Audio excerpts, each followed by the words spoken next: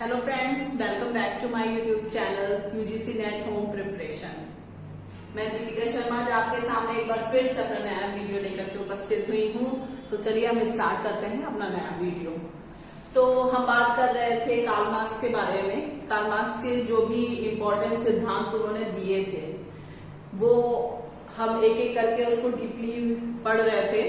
तो उसमें मैंने फर्स्ट जो आपका सिद्धांत था वो लिया था सामाजिक परिवर्तन का सिद्धांत। तो सामाजिक परिवर्तन के सिद्धांत में कार्ल मार्क्स ने अपने कई सारे पॉइंट ऑफ व्यू रखे थे।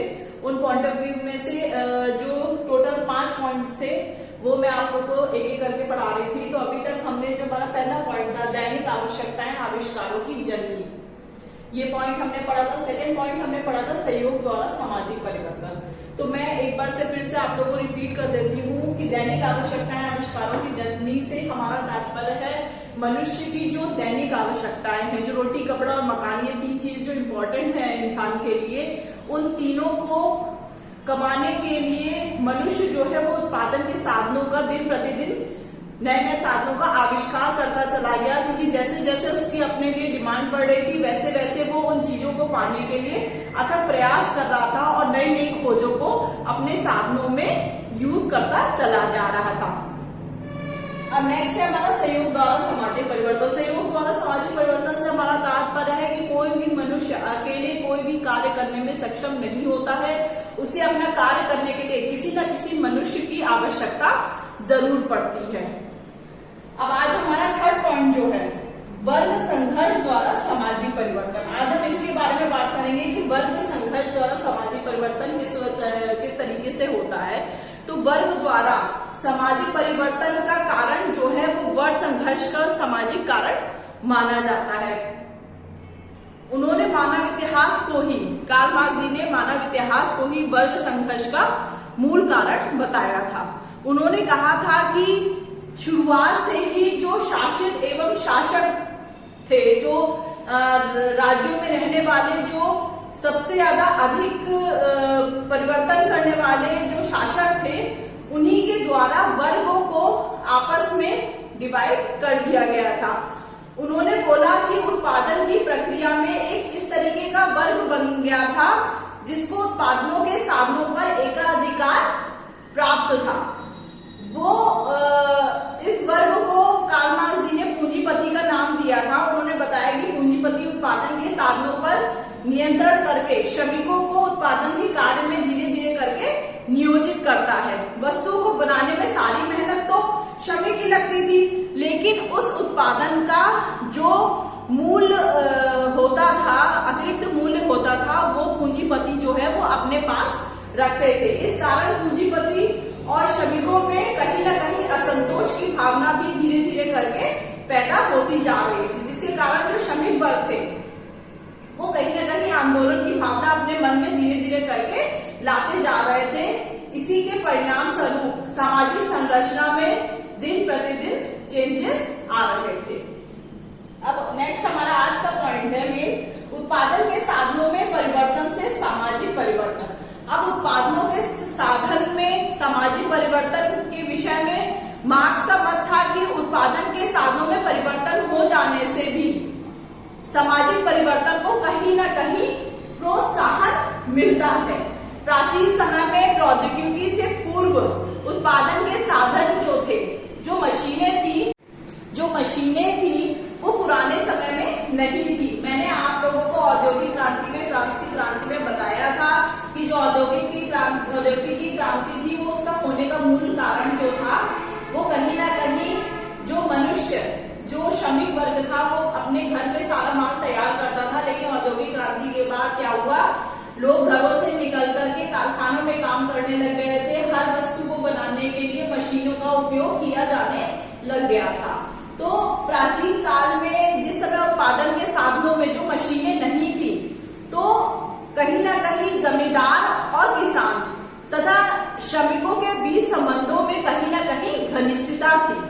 मतलब वो आपस में एक दूसरे से कहीं ना कहीं जुड़े हुए थे, क्योंकि वे एक दूसरे पर निर्भर थे।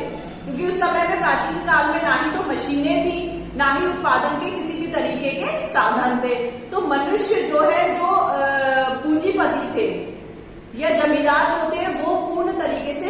ऊपर पर डिपेंड थे। तो इससे कहीं ना कहीं उन दोनों के बीच जो है वो आत्मनिर्भरता की भावना जो थी वो बनी हुई थी। परंतु प्रौद्योगिकी के विकास के कारण उत्पादनों के साधनों का स्थान जो था वो मशीनों ने ले लिया। अब श्रमिक वर्ग कारखानों में जाकर काम तो करने लग गया था, जिससे कृषकों श्रमिकों का जो है वो अभाव हो जाता था। वजह क्या थी? क्योंकि मनुष्य जो काम जो श्रमिक लोग थे, जो गरीब लोग थे, वो घरों में अपना जो भी मटेरियल तैयार करते थे, तो वो मटेरियल जो है वो ज्यादा समय में थोड़ा ही काम जो है वो कर पाते थे। परंतु जब ये कार्य मशीनें करने लग गई थी तो उस कार्य को करने के लिए कुछ ही श्रमिकों में मशीनें जो है वो कम समय में ज्यादा काम करके दे रही थी। तो जिसकी वजह से जमींदारों, कृषकों तथा पूंजीपतियों और श्रमिकों के संबंधों में कहीं ना कहीं तनाव आने लग गया था, क्योंकि अब श्रमिकों का सारा काम तो कारखानों में हो रहा था मशीनों के द्वारा। तो जमींदारों को और पूंजीपतियों को अब कृषकों की या श्रमिकों की जो है वो जरूरत नहीं थी, क्योंकि उनका सारा काम तो मशीनों के द्वारा हो रहा था। जिसकी वजह से जो जमींदार थे और कृषक थे और जो पूंजीपति और जो श्रमिक वर्ग था, उन सभी के बीच में आपस में तनाव की भावना पैदा होती जा रही थी। तो मार्क्स का कथन था कि उत्पादनों के साधनों में परिवर्तन हो जाने से जो जमींदारों और कृषक वर्ग के बीच में व्यवस्था पाई जा रही थी, ये धीरे धीरे करके सामाजिक परिवर्तन के द्वारा ही ये तनाव की भावना जो थी वो दिन प्रतिदिन बढ़ती चली जा रही थी। तो उत्पादनों के साधनों में जिस प्रकार से वृद्धि होती जा रही थी, जिस प्रकार से मनुष्य का सारा काम मशीनों के द्वारा हो रहा था, तो उसकी वजह से कहीं ना कहीं सामाजिक परिवर्तन की प्रक्रिया को भी निरंतर प्रगतिशील होती जा रही थी। अब हमारा नेक्स्ट पॉइंट आता है आर्थिक संरचना परिवर्तन का आधार। अब मार्क्स जी का मत था कि जिस देश में या जिस समाज की जैसी आर्थिक दशा होगी, उसी प्रकार समाज की राजनीतिक, धार्मिक तथा सांस्कृतिक संरचना भी होगी।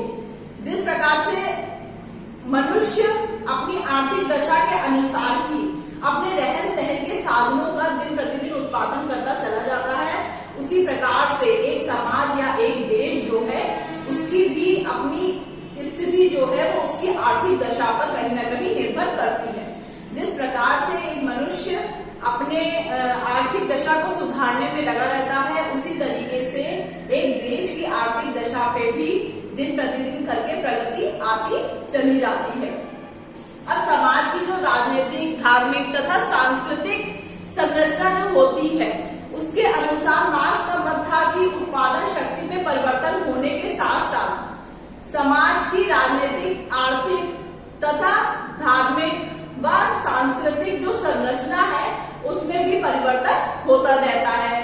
प्राचीन काल में सामंत प्रथा थी, तो सामाजिक संस्थाएं भी उसी के अनुरूप होती थी। लोगों में संयुक्त परिवार की प्रथा थी। परंतु जब परिस्थिति के अनुसार मनुष्य को प्रौद्योगिकी के क्षेत्र में जो परिवर्तन आए, उसके अनुसार प्राचीन धार्मिक व सामाजिक संस्थाओं में भी दिन प्रतिदिन परिवर्तन आता चला गया। तो जो संयुक्त परिवार की प्रथा थी वो दिन प्रतिदिन घटते हुए एकल परिवार पर आ गई थी। पहले के टाइम में जो लोग गांव में रहते थे, जो कृषक वर्ग थे, उनका परिवार जो था वो एक साथ रहता था, संयुक्त परिवार था। लोग एक दूसरे की परेशानियों को अपना समझते थे, एक दूसरे की खुशियों को आपस में बांटते थे। परंतु जब ये प्रौद्योगिकी के क्षेत्र में दिन प्रतिदिन प्रगति होती चली गई, तो मनुष्य गांव से निकल के शहरों में पहुंच गया और शहरों में रहने के कारण मनुष्य का जो परिवार था वो संयुक्त होने के संयुक्त परिवार जो था वो दिन प्रतिदिन खत्म होता चला गया और वो एकांकी परिवार में दिन प्रतिदिन परिवर्तित होता चला गया। तो सामाजिक परिवर्तन का सिद्धांत जो था उसमें जो मार्क्स थे उनका कहने का कथन यही था कि जिस तरीके से सामाजिक परिवर्तन की प्रक्रिया होगी, उसी प्रकार से किसी देश या उसके समाज की आर्थिक दशा जो है वो उसी सामाजिक परिवर्तन की प्रक्रिया पर निर्भर करती रहेगी। अगर मनुष्य अपने घर के लिए अच्छी चीजें सोचता है, अच्छे कार्य करता है, उसी प्रकार से एक समाज के लिए भी उसे कहीं ना कहीं प्रगतिशील के कगार पे ला करके उसको खड़ा करना ही पड़ेगा। तो आज हमारा सामाजिक परिवर्तन की क्रिया का सिद्धांत जो था, जो कार्ल मार्क्स ने दिया था सिद्धांत सामाजिक परिवर्तन का, उसके पॉइंट्स हमारे जो थे वो आज खत्म हो चुके हैं, जिसमें मैंने आप लोगों को टोटल 5 पॉइंट बताए हैं। अब जो हम मेरा नेक्स्ट वीडियो होगा उसमें मैं आप लोग को जो इनका वर्ग संघर्ष का सिद्धांत है, जो कार्ल मार्क्स जी ने वर्ग संघर्ष का सिद्धांत दिया है, जिसके बारे में मैंने आपको थोड़ा सा शॉर्ट में भी बताया कि वर्ग संघर्ष के द्वारा सामाजिक परिवर्तन किस तरीके से होता है। तो वर्ग संघर्ष के सिद्धांत के बारे में हम अपने नेक्स्ट वीडियो में पढ़ेंगे। आप लोगों को मेरे वीडियोस पसंद आ रहे हैं तो प्लीज उनको लाइक कीजिए, सब्सक्राइब कीजिए और ज्यादा से ज्यादा शेयर कीजिए, ताकि जो बच्चे MA प्राइवेट कर रहे हैं उनको मेरे वीडियोस जो हैं वो मिल सके। Thank you.